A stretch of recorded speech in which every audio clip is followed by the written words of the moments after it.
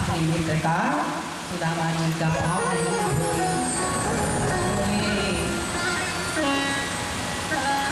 बोले देख सुदामा की दीन दशा करुणा करके करुणा ने फिरोए पानी परा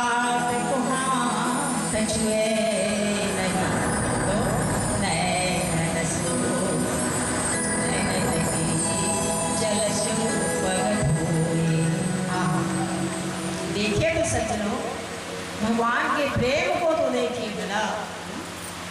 सुदामा जी जब पहुंचे तो भगवान अपनी अश्रु से पाँव धो रहे हैं, अपनी अश्रु से पाँव धो रहे हैं और यहाँ तक दांत से खींच करके उनके कंटक को निकाल रहे हैं, कंटक को निकाल रहे हैं।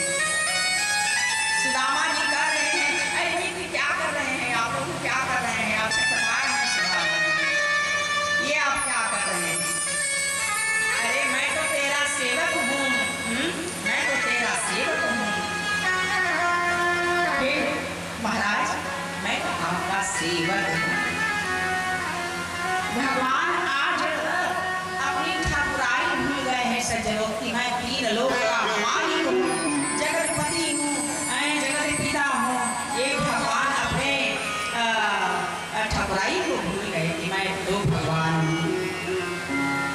दांत से कंटक कैसे निकालूं, यह नहीं सोचा भगवान ने कि मैं त्रिलोकी ना हूँ। भगवान ने कंटक निकाला सज्जनों, पाँव धोए, पलंग से प्रणाम करवाया और 56 भोजन तैयार करके सुंदर मधुर मधुर भोजन ब्राह्मण को खिलाया सज्जनों। कुशल क्षेम पूछी, हे मित्र घर में सब कुशल मंगल तो है ना? हाँ हाँ कुशल मंगल है जी। उन्होंने कहा तो शादी हुई है कि नहीं? तो बोले हाँ हाँ शादी हो गई, 4 बच्चे भी हो गए हैं।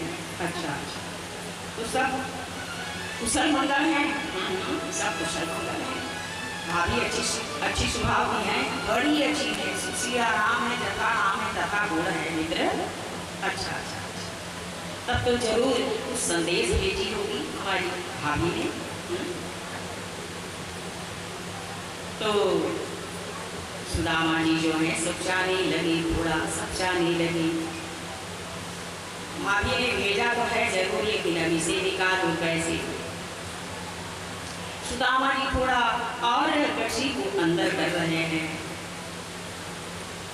भगवान ने कहा अब तो मुझे देरी हो रही है, अपने मित्र का कल्याण करने के लिए मुझे देरी हो रही है, इसलिए मुझे छील करके खाना चाहिए। नहीं तो सुदामा जी छुपा रहे हैं अंदर में, शर्मा रहे हैं, वो नहीं देंगे। भगवान ने कहा अच्छा कचरी दिख रही है, जरूर भेजा है मेरी भाभी ने, दीजिए दीजिए मित्र दीजिए। सुदामा जी अपनी ओर खींच रहे हैं, भगवान अपनी ओर खींच रहे हैं। अब पुरानी कचरी तो थी सज्जनों, टंडुल बिखर गया, खींचा पानी में टंडुल बिखर गया। बिखर गया तो एक मुट्ठी भगवान ने उठाई और उस तंदूर को मुख में डाल दिया, मुख में भर लिया सज्जनों। भगवान ने जब वह तंदूर खाया तो वह तो प्रेम रस से भरा हुआ था, प्रेम रस से भरा हुआ।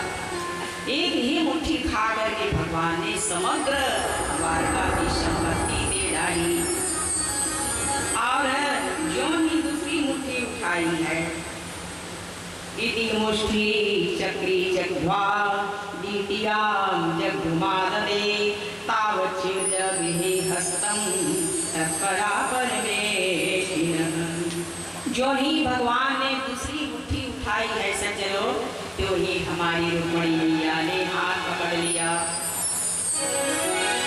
हाथ पकड़ लिया और कहा हे नाथ, हाथ गयो प्रभु को कमला, कहो नाथ कहा मने चित भारी, रंग ही आप समान पियो और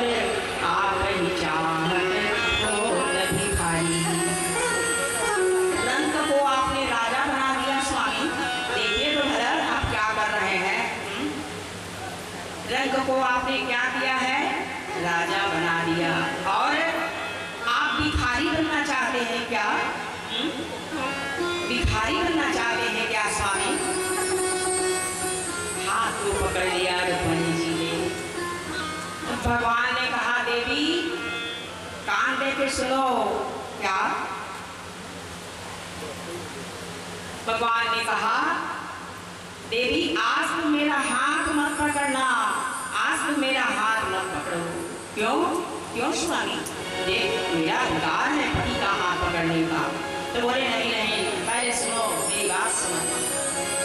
तो बोले विप्र प्रसादो धरणी धरो हम। विप्र के प्रसाद से, विप्र के कृपा से ही मैं धरणी को धारण कर सका हूँ। विप्र प्रसादो धरणी धरो हम। विप्र प्रसादो कमला मरो हम। हे कमला, हे रुक्मणी, विप्र के प्रसाद से ही तुमने मैंने वर्ण किया है। तुमको ख्याल है कि नहीं है? हाँ हाँ है महाराज। तो बोले विप्र प्रसादो कमला मरो हम। विप्र प्रसादो अजीत जीतम। तीनों लोकों में मुझे जीतने वाला कोई नहीं है, कोई नहीं है। मैं अजीत हूँ देवी, अजीत हूँ। तो विप्र प्रसादो अजीत जीतम और विप्र प्रसादो मम राम नामम। विप्र के प्रसाद से ही आज मेरा नाम राम है देवी, राम है। जिस राम का नाम एक बार जो ले लेता है उसका बेड़ा पार हो जाता है। नाम लेत भव सिंधु सुखाही। देखो तो है, एक बार नाम लेने पर भव सिंधु सूख जाते हैं और लोग बिना नाव के पार ही हो जाते हैं। यह किसकी कृपा है? मेरे ब्राह्मणों की कृपा है। तो आज तुम मेरा हाथ मत पकड़ो देवी। आज मेरे पास जितनी संपदा है सबको मैं ब्राह्मण को प्रदान कर दूंगा, तो भी मेरे लिए कम ही है, कम ही है। आज भगवान इतने उतावले हो गए हैं सज्जनों कि मैं क्या दे रहा हूँ, क्या कर रहा हूँ, ये होश भी नहीं है। विद्वज्जन कुछ कारण अलग बताते हैं सज्जनों। क्या? विद्वज्जन कहते हैं ये हमारे ठाकुर जी जो हैं, जो ही सुदामा नाम सुना है ना, जो ही सुदामा नाम सुना अब तो ही भगवान दौड़ पड़े। न तो उपाना पहने अपने पाँव में, न तो गरुड़ को सवारी लिया। कहाँ गिरी दुपट्टा, कहाँ क्या गया, कहाँ क्या गिरा, कोई पता नहीं भगवान को कारण क्या था। तो विद्वज्जन कहते हैं फिर इधर देखोगे तो कांटों को अपनी दांतों से निकाला, अपनी असुर से पाँव धोए। सबका कारण विद्वज्जन कहते हैं सज्जनों। भागवत जी में यह बातें नहीं बताई गई है पर विद्वज्जन कहते हैं, क्योंकि सभी बात एक ही में शास्त्र में नहीं मिलता।